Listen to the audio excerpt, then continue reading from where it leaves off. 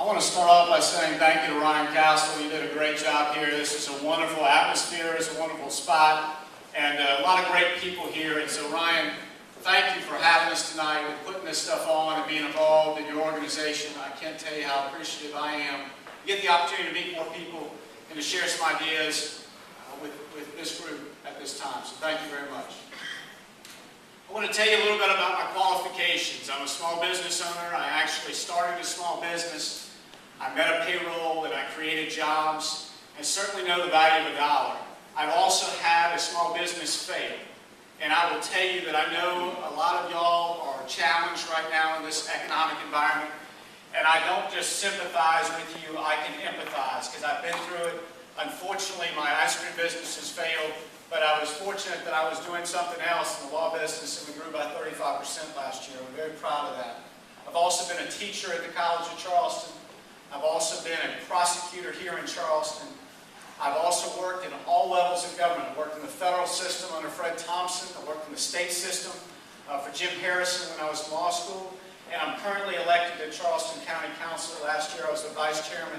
And most importantly, I'm a father and a husband. And that has given me tremendous perspective on life. I'm focused on trying to make a better life for my kids and my grandkids. I am very, very concerned about the path that our government is taking. The spending is absolutely out of control. We're talking about a deficit of $12.5 trillion. We are spending $3 million a minute in deficit spending, and we are on a path that's unsustainable. And we are going to hamstring our kids and our grandkids tremendously if we do not get that corrected. You know, a lot of everybody that comes up here has got some different plans, but I'll tell you, this race is really about trust and leadership. How can you trust somebody when they come up here and they tell you, this is what I'm going to do? Well, you can look them in the eye, and you can ask them a direct question, or you can look at the record. And I would ask you to examine my record. I've been involved in Charleston County, and I've worked not just to reduce the tax burden on y'all. We've cut our government by over $3 million in Charleston County last year alone. But it's been more than that. We've had transparency. We're now putting all of our salaries online. We're putting all of our costs online. We are doing things like creating objective standards with our accommodation tax, and no longer the politics are involved. We have made some tough decisions, and we've asked people to furlough. We've reduced our size of government. This is the exact same thing that we need to do in D.C.